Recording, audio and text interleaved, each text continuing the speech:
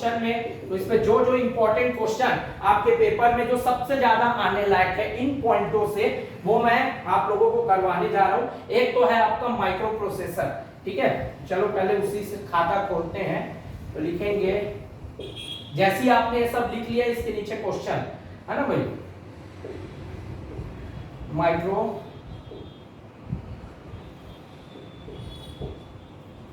Processor किस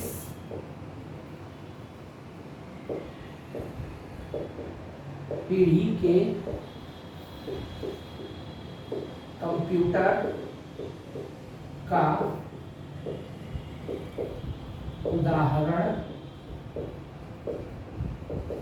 है, ठीक है। ऑप्शन ए प्रथम, ऑप्शन बी द्वितीय, ऑप्शन सी तृतीय, ऑप्शन डी चतुर्थ, ठीक है।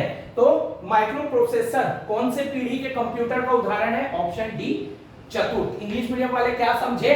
Micro processor is the example of which generation computer? Answer क्या होगा? Fourth generation computer. Micro processor fourth generation computer का उदाहरण है, और ये बहुत बढ़िया क्वेश्चन है एग्जाम में आने लायक इन सब पॉइंटों में से जो मैंने अभी आपको लिखवाया। हालांकि इंपॉर्टेंट तो बहुत कुछ है इसमें, आप जानते हो, ठीक है। और पिछला वीडियो जो मैंने ऐप में अपलोड किया है ना भाई, ठीक है, आपने देखा होगा जो पार्ट 4 था, उसमें अपन ने इंटीग्रेटेड सर्किट को देखा, वैक्यूम ट्यूब को देखा, कौन सी जनरेशन से बिलोंग करता है, और इसके साथ में ट्रांजिस्टर हमने देखा जो हमेशा एग्जाम में पूछता है कि कौन कौन सी जनरेशन में आता है, लैपटॉप कौन सी जनरेशन में आता था, है ना भाई, और अभी वर्तमान में जो हम कंप्यूटर यूज कर रहे हैं वो कौन सी जनरेशन का है। ये सब कॉमन क्वेश्चन है जो हमने पिछले वीडियो में कवर किए थे, है ना भाई, ठीक। जिन्होंने कोर्स परचेज किया है वो जानते हैं, है ना।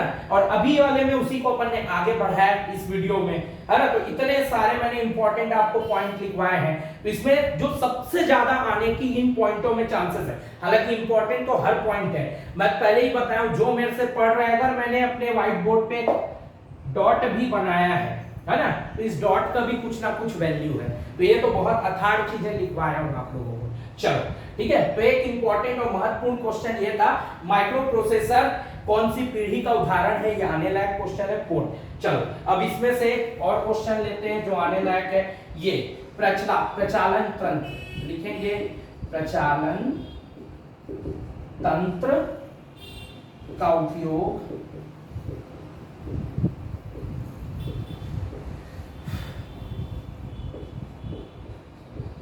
किस पीढ़ी के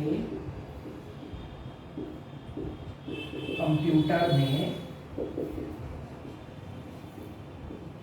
हुआ था, ठीक है।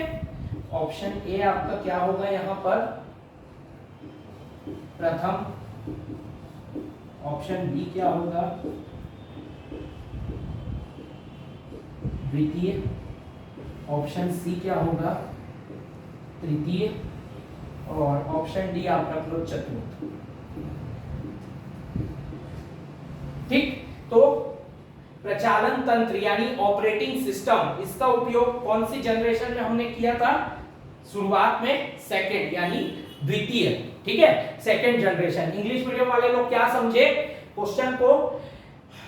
Operating system was used during which generation of the computer? Option A है फर्स्ट, ऑप्शन बी है सेकंड, ऑप्शन सी है थर्ड, और ऑप्शन डी है फोर्थ। तो आंसर क्या होगा आपका? सेकंड। ऑपरेटिंग सिस्टम का उपयोग सेकंड जनरेशन में हुआ था, और इसको हिंदी में क्या बोलते हैं? प्रचालन तंत्र। और बहुत इंपॉर्टेंट क्वेश्चन है ये एग्जाम पॉइंट ऑफ व्यू से, ये वाला और ये वाला, माइक्रो प्रोसेसर और प्रचालन तंत्र। इसके अतिरिक्त हमने जो पिछले वीडियो में देखा था इंटीग्रेटेड सर्किट, है ना, वैक्यूम ट्यूब, ट्रांजिस्टर, लैपटॉप, और अभी कौन सा जनरेशन का यूज हो रहा है। तो ये कुछ इंपॉर्टेंट फैक्ट हैं, है ना, जनरेशंस के जो यूज हुए। इसके अलावा ये सब चीजें आप खुद ही समझ सकते हो, है ना भाई। ऑनलाइन सिस्टम का विकास कौन से जनरेशन में हुआ था?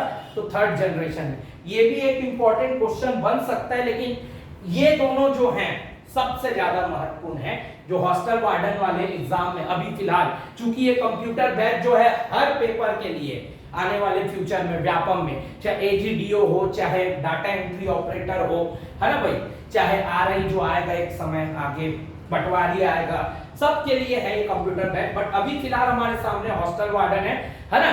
सिलेबस तो लगभग सेम ही रहता है सबका, कुछ कुछ रहेगा तो ऐड होते ही जाएगा। अभी हमने हॉस्टल वार्डन के सिलेबस को बेस मान के आपको पढ़ाया है ना, आपको पता है, ठीक। आई होप आपको समझ में आया होगा। तो ये कुछ इंपॉर्टेंट फैक्ट्स थे कंप्यूटर सामान्य परिचय से, और इस टॉपिक के साथ ही हमारा जनरेशन कंप्लीट हो गया, जहां से मैक्सिमम चांसेस है हॉस्टल वार्डन में अभी फिलहाल के लिए जो सबसे पहले एग्जाम होगा जिसमें कंप्यूटर आएगा, हॉस्टल वार्डन में जनरेशन से एक क्वेश्चन आना तय है, ऐसा लगता है। चलो ठीक है।